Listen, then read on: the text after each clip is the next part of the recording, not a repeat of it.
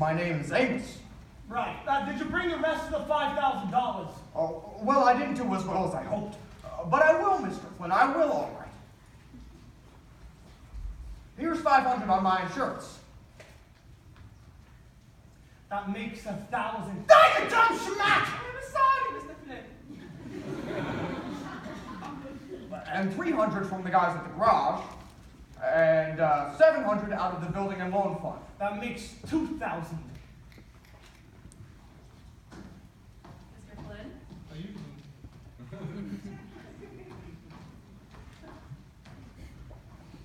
And that's all I got so far. What about her father? Oh, yes, her father. I spoke to him yesterday, and he said, well, he told me that he... You're a damned liar!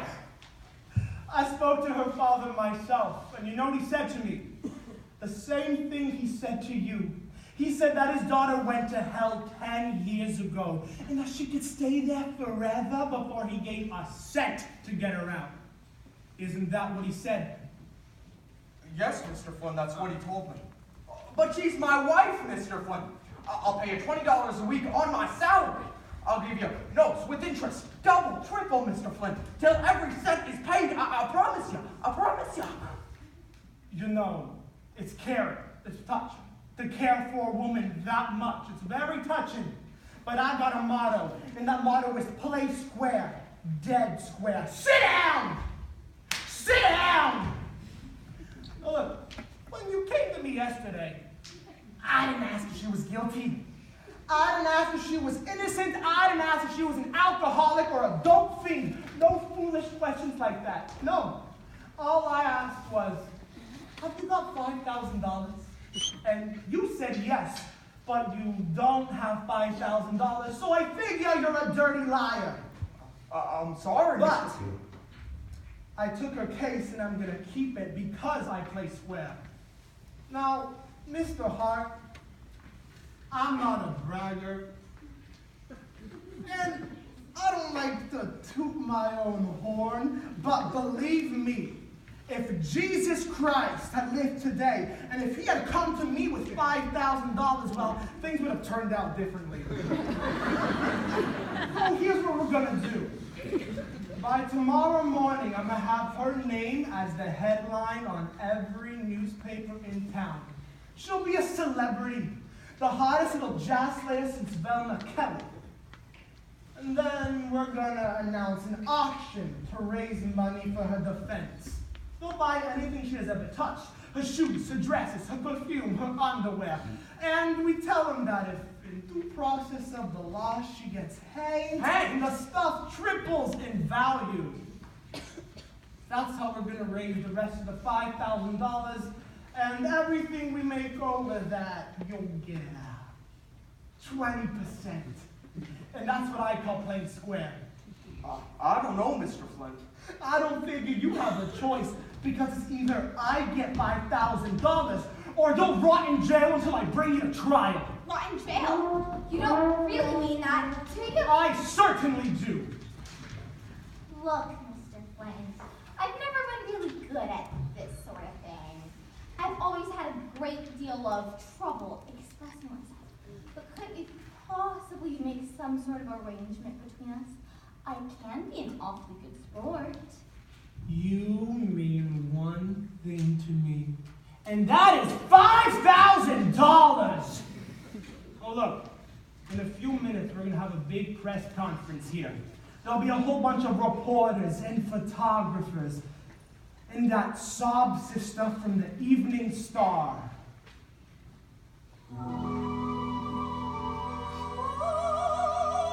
But I don't figure she'll give us any trouble.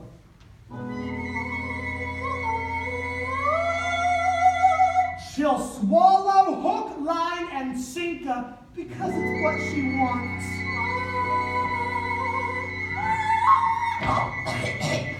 Excuse me. Her name's Mary Sunshine. Holy crap! Mary Sunshine's interviewing me? Hey, pipe down on the swearing. From here on in, you don't say anything rougher than, oh dear, get it? Sit down! Look, the first thing, bye, Luigi, I got it. The first thing we gotta do is go after sympathy from the press. Chicago's a tough town. So tough that they shoot the girls right from under you. But there's one thing they can never resist, and that's a reformed sinner. So I'm rewriting the story of your life, and it starts tomorrow in the Star. From convent to jail. Convent? They'll never believe that. Oh no? Get this. Beautiful southern home. Every luxury and refinement. Parents dead, educated at the Sacred Heart. Fortune swept away. A runaway marriage. You were young, full of life, bewildered by what's happened. Lovely, innocent girl, caught in the mad whirl of a great city. Jazz, cabarets, liquor, sit down! You were drawn like a moth to the flame. But now the mad world has ceased. A butterfly crushed on the wheel. You have repented, and you are sorry. God, that's beautiful. Cut that God crap out too. Stay where you're better acquainted. Now, when the press get here, the most important thing is remorse, regret. You're sorry. You're sorry. Good. And you would gladly give your life to bring Fred Casely back.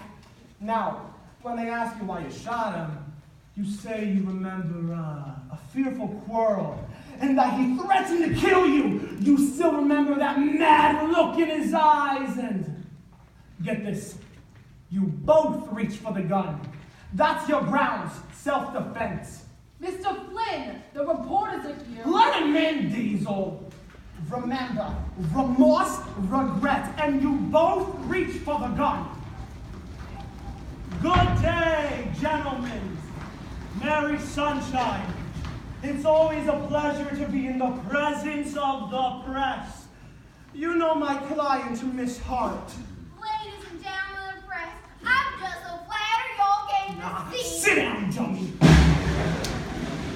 Watch Mr. Billy Flynn sing the press conference rag. Notice how his mouth never moves.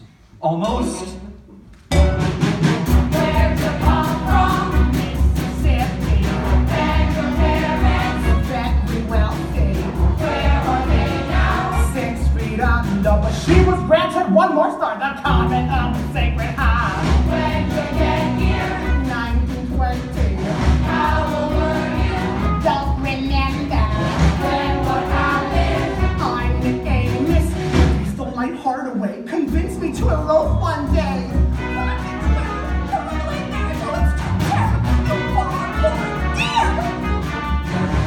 Who's your Paisley? My ex-boyfriend, Why'd you shoot him? I was leaving Was he angry? like a madman. Still I said, Fred, move along. She knew that she was doing me wrong. Then describe it He came toward me with the pistol. from my bureau. Did you find him? Like a tiger, he had strength and she had none, and yet we both reached for the gun. Oh yes, oh yes, oh yes, they both, oh yes, they both, oh yes, they both. I got, oh yes, they both, oh yes, Oh yes, yes, both, oh yes, both, oh yes, both. The gun, oh yes, both, Understandable, understandable. Yes, it's perfectly understandable. Comprehensible, comprehensible. Not a bit reprehensible. It's all defensible.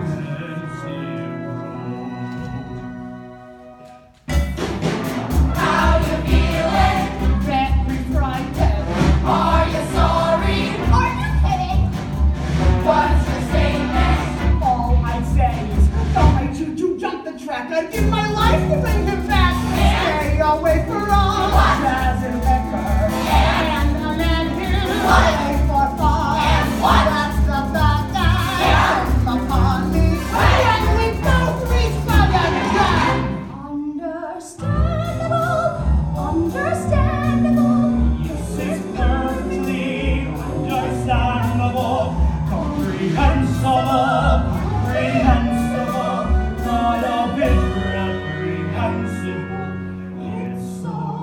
be fair.